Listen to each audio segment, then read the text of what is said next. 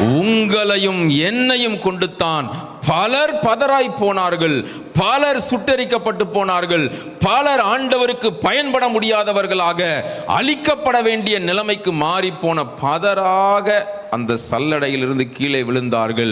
ஒரு சில கோதுமை மணியாக நீங்களும் நானும் மீந்திருக்கிறோம். உங்களையும் என்னையும் கொண்டுத்தான் அந்த விழுந்து போன தாவீதின் கூடாரம் மீண்டும் கட்டி எழுப்பப்படும். ஹல்லேலூயா.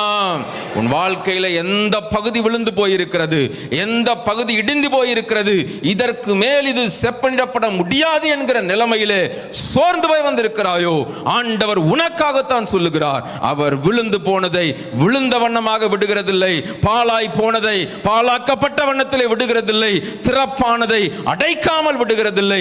எல்லாவற்றையும் மீண்டும் புதுப்பித்து பழைய நிலைமைக்கல்ல, அதை விட மேலான நிலைமையிலே கொண்டு வருவதற்கு அவர் உண்மையுள்ளவர், போதுமானவர்.